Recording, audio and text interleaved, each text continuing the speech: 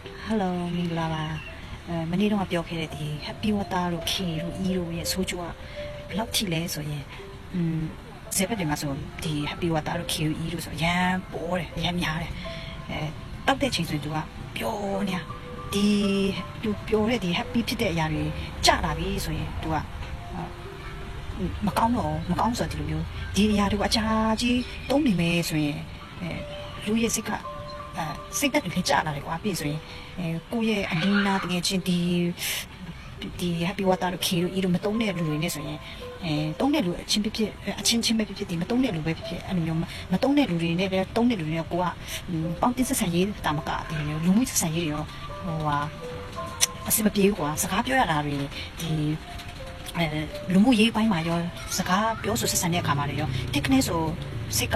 အမျိုးဘယ်လိုပြောရမလဲအရန်ဒေါသထက်လွယ်တယ်ဒီအရာတွေတုံးပြီးတော့နောက်ပိုင်းဆိုးကျိုးတွေပေါ့နော်ဒီအရာတွေတုံးပြီးတော့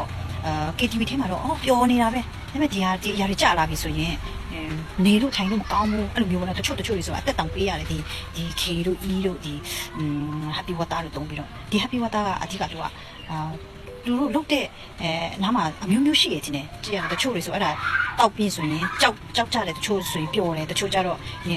ဟိုဟာဘယ်လိုပြောမလဲ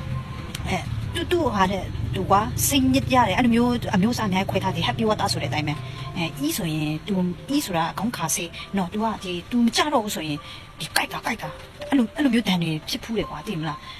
ပြီးတော့ဒီ K ဆိုရင်ဒီမေးစေအရန်မေးလွယ်တယ်အရန်မေးလွယ်တယ်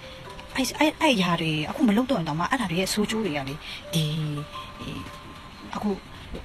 နောက်ပိုင်းကြာလာပြီဆိုရင်သူ့ရဲ့ဆိုးကျိုးတွေကနည်းနည်းချင်းစီတော့အဲ့လိုမျိုးပြနေသေးတော့မယ်ဒီ K တို့ E တို့ဒီ Happy Water ဒီຢာတွေကမကောင်းဘူးနော်မကောင်းဘူးအခုလူငယ်တွေတော်တော်များကျမတင်ငယ်တဲ့ဒီညီမလေးတွေမောင်လေးတွေအရန်ငယ်သေးတဲ့ဟာတွေဆိုဒီတုံးတာတွေ့နေအရန်ပြောချင်တယ်နော်မတုံးကြပါနဲ့နော်ပြောချင်တာကတော့အမတို့လိုမျိုးအမတို့ကတကယ်ကြုံခဲ့ရလို့တကယ်ဖြစ်ခဲ့ရလို့အခုအဲ့ကနေလွတ်မြောက်ဖို့ဆိုရင်ကိုကပြည့်စက်ရတယ်နော်ကြီးရတာအခုဆိုဒီသူများနိုင်ငံမှာလာပြီးတော့အလုပ်တွေလာလုပ်တဲ့ချိန်ဆိုရင်အရန်စူးစမ်းပြီးရန်လိုက်ရတာမမီဘူးသူများတခုဆိုလဲစားရပါလေမတ်မယ်ဆိုလဲမမတ်နိုင်ဘူးတိလားအဲ့လိုမျိုးသူ့ရဲ့ဘေးတဆူကျူးတယ်လေအခုမှခံရတာသူ့ရဲ့ဆူကျူးတွေအဲ့လိုမျိုးခံရတာအခုအမပြောချင်တာဒီ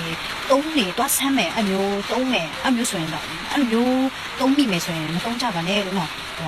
အမစေတနာနဲ့အမခံခဲ့ရတဲ့အရာတွေကိုပြောပြတာ sharing လုပ်ပေးတာလို့ဒီနေ့တော့ဒီလောက်ပါပဲလို့